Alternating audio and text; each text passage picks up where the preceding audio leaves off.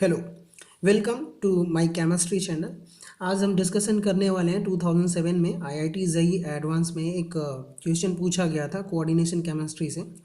और वो ये पूछा गया था, क्वेश्चन में ये पूछा गया था कि the complex showing spin only magnetic moment of the 2.82 bore magneton is.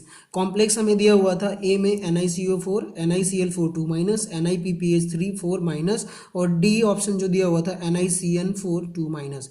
चलिए इसे हम सॉल्व करने की कोशिश करते हैं। तो सॉल्व करने से पहले हम थोड़ा स्पिन ओनली मैग्नेटिक मोमेंट क्या होता है उसके बारे में हम समझ लेते हैं, फिर इसे हम सॉल्व करेंगे। ओके, चलिए। तो यहाँ पर क्या है कि स्पिन ओनली मैग्नेटिक मोमेंट का मतलब ये होता है कि उसका एक फॉर्मूला है म्यू, म्यू से डिनोट करते हैं, ठीक है। और mu equals to √n × n+2। ये हमारा जो है स्पिन ओनली मैग्नेटिक मोमेंट बोल सकते हैं, या फिर आप मैग्नेटिक मोमेंट भी इसे बोल सकते हैं, ठीक है। तो इसका जो फॉर्मूला है वो ये है, और यहाँ पर n की जो वैल्यू है ना वो क्या बता रहा है कि n equals to number of unpaired electrons, ठीक है। तो अनपेयर्ड इलेक्ट्रॉन्स का मतलब क्या है कि जो कोई भी डी ब्लॉक ऑर्बिटल है, ठीक है। ये क्या हमारा डी ब्लॉक ऑर्बिटल है। अब इसमें क्या है, मान लेते हैं कि एक अनपेयर्ड, सिर्फ एक ही इलेक्ट्रॉन है, ठीक है। तो एक अगर इलेक्ट्रॉन है तो ये अनपेयर्ड है, पेयर्ड नहीं है। यानी कि मान लेते हैं कि जैसे यहाँ पर एक इलेक्ट्रॉन है और उसके साथ एक और इलेक्ट्रॉन यहाँ पर हो गया, तो ये क्या हो गया, पेयर्ड हो गया। इसलिए ये एक्चुअली पार्टिसिपेट नहीं करेगा मैग्नेटिक मोमेंट में, पेयर्ड इलेक्ट्रॉन पार्टिसिपेट नहीं करते, ठीक है। अब मान लेते हैं कि एक अनपेयर्ड इलेक्ट्रॉन है तो इसको हम क्या बोल देंगे, पैरामैग्नेटिक बोल देंगे, ठीक है। चलिए, अब यहाँ पे हमने देखा कि मान लेते हैं कि एक अनपेयर्ड इलेक्ट्रॉन है, तो जब हम इस फॉर्मूले में वैल्यू पुट करेंगे, ठीक है, मैग्नेटिक मोमेंट में, तो क्या हो जाएगा कि जब इसे हम सॉल्व करेंगे तो मान लेते हैं कि इस फॉर्मूले में हमने वैल्यू पुट किया, तो n इक्वल्स टू 1 पुट किया, एक इलेक्ट्रॉन है तो 1 और 1+2 √3 आ रहा है, ठीक है। और जो √3 आ रहा है उसकी वैल्यू क्या होती है, 1.7 होता है, ठीक है। अब दूसरा मान लेते हैं कि सपोज कि एक किसी कॉम्प्लेक्स में दो अनपेयर्ड इलेक्ट्रॉन है, तो यहाँ पर जब दो की वैल्यू पुट करेंगे तो म्यू इक्वल्स टू 2+2 2 × 2+2, तो ये वैल्यू आएगी √8। तो यहाँ पे क्या हो गया, 2.8। वैसे ही 3 की वैल्यू पुट करेंगे तो 3.8 आएगा, 4 की वैल्यू पुट करेंगे तो 4.8 आएगा, और जब 5 की वैल्यू पुट करेंगे तो 5.9 आएगा।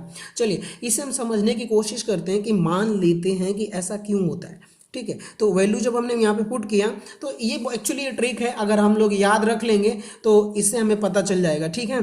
तो यहाँ पे देखिए, अगर इसे हम सॉल्व करना है तो इसे मान लेते हैं कि √4 की वैल्यू कितना है, 2 होता है, ठीक है। यहाँ पे √4 की वैल्यू 2 है, तो यहाँ पे अब 4 से 1 यूनिट कम है, ठीक है ना, √3 है, यानी कि 2 से थोड़ा सा कम वैल्यू यहाँ पे आएगा √3 की वैल्यू, यानी कि 2 है यहाँ पर 4 का अंडर का, तो यहाँ पे √3 की वैल्यू क्या हो जाएगी, 1.7 1.8 की वैल्यू आ जाएगी, ठीक है। वैसे ही मान लेते हैं कि √9 है, तो उसकी वैल्यू कितनी हो जाती है, 3 हो जाती है। अब यहाँ पे √8 है, यानी कि 1 यूनिट कम है, तो यहाँ पे क्या हो जाएगी, 3 से थोड़ा सा कम हो जाएगा, यानी मान लेते हैं कि 2.8 2.9 वैल्यू, ठीक है। जैसे यहाँ पे 16 है, तो 16 का अंडर रूट वैल्यू कितना हो जाता है, 4 हो जाता है। तो अब यहाँ पे क्या है, 1 यूनिट कम है ना, 5 है 15 है, तो क्या हो जाएगा, 16 का अगर 4 है तो 15 का क्या हो जाएगा, 3.8 समथिंग। वैसे ही 24 में भी क्या हो जाएगा कि 25 मान लेंगे तो 5 हो जाएगा, और यहाँ पे 24 होते 1 यूनिट कम, यानी कि 4.8, ठीक है। अब वैसे 35 यानी 36 का 6, तो 35 का 5.9। ये बहुत ईजी ट्रिक है। अगर मान लेते हैं कि कहीं भी पेपर में अगर हमें बोर मैग्नेटिक वैल्यू दिया हुआ है, जैसे कि 1.7 2.8 3.8 4.8 और 5.9, तो इससे हमें क्या पता चल जाएगा कि अगर 1.7 है तो कितना अनपेयर्ड इलेक्ट्रॉन है, एक ही अनपेयर्ड इलेक्ट्रॉन है। अगर 2.8 है तो 2 इलेक्ट्रॉन है, 3 है तो 3 इलेक्ट्रॉन है, 4 है तो 4 इलेक्ट्रॉन है, 5 है तो 5 है। यानी कि अगर उसका बोर मैग्नेटिक वैल्यू 1 2 3 4 5 अगर आ रहा है, जैसे मान लेते हैं कि बोर मैग्नेटिक वैल्यू 1 है, तो वो एक अनपेयर्ड इलेक्ट्रॉन होगा। यहाँ से देखो, बहुत ईजी ट्रिक है ये। अब यहाँ पे देखो, अगर 2 है तो 2 अनपेयर्ड इलेक्ट्रॉन है, अगर 3 है तो 3 अनपेयर्ड इलेक्ट्रॉन है। बोर मैग्नेटिक वैल्यू अगर 4 है तो 4 अनपेयर्ड इलेक्ट्रॉन है। अगर बोर मैग्नेटिक 5.9 है, यानी कि 6 कंप्लीट नहीं हुआ, तो यहाँ पे क्या हो जाएगा कि 5 अनपेयर्ड इलेक्ट्रॉन है। यानी कि अब यहाँ पे जब हम इस कॉम्प्लेक्स में समझने की कोशिश करेंगे, तो अब पहले बताओ कि यहाँ पे जो showing complex showing spin only magnetic moment 2.82 है, यानी कि अब बताओ इसमें कितने इलेक्ट्रॉन हो जाएंगे, यानी कि ये 2 वैल्यू है कि नहीं। और जब ये 2 वैल्यू है तो इसमें कितने अनपेयर्ड इलेक्ट्रॉन होंगे, 2 अनपेयर्ड, इलेक्ट्रॉन होंगे। समझ में आ गई बात। तो अब हम इसमें अगर ये फाइंड आउट कर लें कि किस में, इसमें दो अनपेड इलेक्ट्रॉन है कि इस कॉम्प्लेक्स में कि इस कॉम्प्लेक्स में कि इस कॉम्प्लेक्स में, जिसमें दो अनपेड इलेक्ट्रॉन होगा वही हमारा करेक्ट आंसर होगा। चलिए ठीक है, तो अब इसे हम सॉल्व करने की कोशिश करते हैं। तो यहाँ पे क्या हुआ है, मैंने पहले से इलेक्ट्रॉनिक कॉन्फ़िगरेशन लिख रखा है। तो इसे सॉल्व करने का सबसे बढ़िया तरीका है कि हमें क्या करना है कि इसका ऑक्सीडेशन स्टेट, इन सबका ऑक्सीडेशन स्टेट लिख देना है। तो ये हमारा ऑक्सीडेशन स्टेट मेटल का। तो देखो इसमें क्या हो जाएगा कि ऑक्सीडेशन स्टेट निकालेंगे तो लिगेंड हमारा न्यूट्रल है, इसका ऑक्सीडेशन स्टेट क्या हो जाएगा, 0, यानी कि ये Ni2 निकल के फॉर्म में ही रहेगा। 28 इसका एटॉमिक नंबर है, तो उसका इलेक्ट्रॉनिक कॉन्फ़िगरेशन क्या हो जाएगा, 3d8 4s2 4p0 4d0, ये तो सब जीरो होगा। ठीक है, अब बी वाले बी कॉम्प्लेक्स में क्या है, बी ऑप्शन में कि इसका जो ऑक्सीडेशन स्टेट निकल का जो होगा वो +2 है, यानी कि वो किस फॉर्म में एग्जिस्ट करेगा, Ni2+ फॉर्म में एग्जिस्ट करेगा। यहाँ पर क्या है, NiPPH3, यानी कि ये भी न्यूट्रल लिगेंड है, तो यहाँ पर भी Ni किस फॉर्म में एग्जिस्ट करेगा, निकल के फॉर्म में एग्जिस्ट करेगा। और यहाँ पे क्या है, डी ऑप्शन में जो दिया हुआ है NiCN4 2-, यानी कि इसका भी ऑक्सीडेशन स्टेट क्या है, निकल का +2 है, यानी कि ये Ni2+ के फॉर्म में एग्जिस्ट करेगा। ठीक है, तो चलिए अभी इसे देखने की कोशिश करते हैं कि किसमें दो अनपेयर्ड, क्या कि यहाँ से क्या ट्रिक से क्या मिला हमें कि दो अनपेयर्ड इलेक्ट्रॉन होने चाहिए। तो अब मान लेते हैं कि इसको NiCO4 को हम ले लेते हैं पहले। तो अब इसमें क्या है, निकिल है ना, क्योंकि ये तो न्यूट्रल है, एक्चुअली ऑक्सीडेशन स्टेट 0 है, तो इसका क्या हो जाएगा, इलेक्ट्रॉनिक कॉन्फ़िगरेशन 3d8 4s2। ठीक है, क्योंकि ऑक्सीडेशन स्टेट 0 है, मतलब इलेक्ट्रॉन लूज नहीं कर रहा। तो आप 8 इलेक्ट्रॉन फील करेंगे, 1 2 3 4 5 6 7 8। ठीक है, और 4s में कितने इलेक्ट्रॉन हो जाएंगे, यहाँ पर भी 2 इलेक्ट्रॉन हो जाएंगे।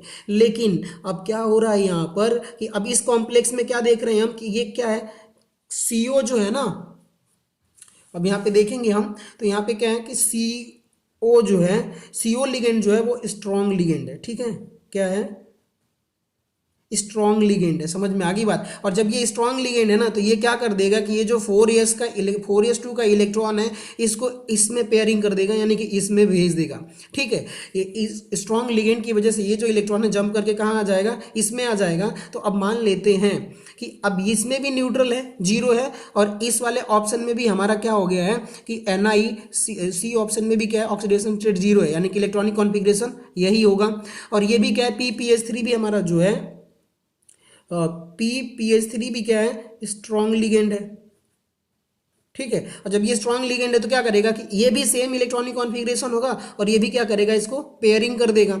यानी कि अब आगे इसका कॉन्फ़िगरेशन क्या हो जाएगा, कुछ ऐसे होने वाला है, 1 2 3 4 5। ठीक है, यानी कि अब पहले देखो, इसके पास 8 इलेक्ट्रॉन d ऑर्बिटल में था और 2 4s2 में था। अब ये भी इलेक्ट्रॉन कहाँ चला आया, इसमें चला आया। तो कितने टोटल इलेक्ट्रॉन हो गए, 10 इलेक्ट्रॉन। तो 1 2 3 4 5 6 7 8 9 10। अब बताओ कि यहाँ पर कोई अनपेयर्ड इलेक्ट्रॉन है क्या, नहीं है। अनपेयर्ड इलेक्ट्रॉन क्या हो गया, 0। और जब अनपेयर्ड इलेक्ट्रॉन 0 हो गया, तो अब यहाँ पे क्या हो गया कि जब हम वैल्यू पुट करेंगे √n+2, तो क्या यहाँ पर क्या वैल्यू आने वाला है, 0 0+2। तो यहाँ पे टोटल वैल्यू क्या आ गई, 0 आ गई। यानी कि जो हमारा यहाँ पे ऑप्शन दिया हुआ था कि A और C, जो ऑप्शन दिया हुआ था, ये तो दोनों गलत हो गए। ठीक है ना, अब ये दोनों क्या हो गए, गलत हो गए। अब हमें ऑप्शन चेक करना है कि बी वाला, बी और डी ऑप्शन में। ठीक है, तो जैसे ही हम बी और डी ऑप्शन चेक करते हैं, तो इसमें क्या होता है कि देखो, इसमें जो ऑक्सीडेशन स्टेट है ना हमारे मेटल का, वो कितना है, +2 है। यहाँ पे क्या ऑक्सीडेशन स्टेट +2 है। इन दोनों में क्या है, इसमें भी +2 ऑक्सीडेशन स्टेट है और इसमें भी क्या है, ऑक्सीडेशन स्टेट +2 है। यानी कि जब हम इसे सॉल्व करेंगे तो क्या हो जाएगा कि अब इसमें जो इलेक्ट्रॉनिक कॉन्फ़िगरेशन यहाँ पर है निकिल का 3d8 4s2, तो अब 2 इलेक्ट्रॉन क्या कर देगा, लूज कर देगा, क्योंकि +2 ऑक्सीडेशन स्टेट है। तो अब ये 2 इलेक्ट्रॉन 4s2 से आउटर मोस्ट सेल से क्या निकल जाएगा, रिलीज कर देगा। तो अब यहाँ पे कितना कॉन्फ़िगरेशन हो जाएगा, 3d8 4s2। ठीक है, तो अब यहाँ 8 इलेक्ट्रॉन फील करना पड़ेगा। तो वो 8 इलेक्ट्रॉन कैसे फील करेंगे, 1 2 3 4 5 6 7 8। अब देखिए 8 इलेक्ट्रॉन तो हमने फील कर दिया और 2 ये इलेक्ट्रॉन तो लूज कर दिया है। तो अब कितना बचा, 2 अनपेयर्ड इलेक्ट्रॉन बचा। ठीक है, 2 अनपेयर्ड इलेक्ट्रॉन है। ठीक है, अब 2 अनपेयर्ड इलेक्ट्रॉन है, तो उसमें क्या है कि डी वाले कॉम्प्लेक्स में क्या हो जाता है कि यहाँ पर जो है ना साइनाइड क्या है, साइनाइड जो है स्ट्रॉन्ग लिगेंड है, समझ में आ गई बात, क्या है, स्ट्रॉन्ग लिगेंड है। तो जब ये स्ट्रॉन्ग लिगेंड होगा तो क्या करेगा, इस इलेक्ट्रॉन को क्या कर देगा, वो पेयरिंग कर देगा, समझ में आ गई बात। तो ये कहाँ जंप करके चला आएगा, यहाँ पर चला आएगा। तो मान लेते हैं कि ये जो डी ऑर्बिटल है साइनाइड वाले, इस ऑप्शन के केस में क्या हो जाएगा कि ये जो इलेक्ट्रॉन है ना, 1 2 3 4 5 6, यहाँ पे क्या हो जाएगा, ये इलेक्ट्रॉन जब जंप करके यहाँ आ जाएगा तो ये इम्पटी हो जाएगा और भी ऐसा स्ट्रक्चर हो जाएगा, 8 इलेक्ट्रॉन जो है 4 ऑर्बिटल में यानी कि पेयर्ड हो जाएंगे। तो बताओ जब यहाँ पर भी पेयरिंग हो गई तो अब क्या हो जाएगा कि जहाँ पर पेयर्ड होता है, अनपेयर्ड इलेक्ट्रॉन है ही नहीं, तो मैग्नेटिक मोमेंट क्या हो जाएगा, म्यू की वैल्यू 0 हो जाएगी, जैसे यहाँ पे हमने अभी चेक किया था। ठीक है, अब बात कर लेते हैं कि यहाँ पर ये वाले ऑप्शन में, तो अब यहाँ पे क्या है कि हमारा ऑक्सीडेशन स्टेट तो +2 है, तो यानी कि अब देखो 3d8 4s2, 2 इलेक्ट्रॉन लूज कर दिया तो बचा कितना, 3d8। ठीक है, अब ये 3d8 तो हमारा ये कॉन्फ़िगरेशन है ही, पर इसमें एक इंपॉर्टेंट चीज़ ये है कि जो ये क्लोरीन है ना, ये जो क्लोरीन है, क्लोरीन ये क्या है, वीक लिगेंड। अब जब ये वीक लिगेंड है ना तो ये क्या करेगा, पेयरिंग नहीं करेगा, समझ में आ गई बात। वीक लिगेंड का काम क्या होता है कि ये पेयरिंग नहीं करेगा, ये जैसे अनपेयर्ड इलेक्ट्रॉन दोनों हैं तो अनपेयर्ड ही रहेगा। अगर स्ट्रॉन्ग लिगेंड जैसे कि साइनाइड हो गया, PPH3 हो गया या फिर CO होता तो ये क्या कर देता, पेयरिंग कर देता, ऐसे कर देता। तो अब बताओ कितने अनपेयर्ड इलेक्ट्रॉन हो गए, n की वैल्यू क्या हो गई, 2 हो गई। और यहाँ पे हमें क्या पता चला था, हम ट्रिक से क्या निकाले थे कि अगर जितना जैसे कि 2.8 है तो मैग्नेटिक मोमेंट अगर इतना होगा तो इतने अनपेयर्ड होने चाहिए। तो अब बताओ कहाँ आ रहा है, ये बी वाले वैल्यू में आ रहा है, यानी कि हमारा जो बी ऑप्शन है वो करेक्ट आंसर है। ये IIT JEE में बहुत अच्छा सा क्वेश्चन पूछा हुआ था। Thank you for watching.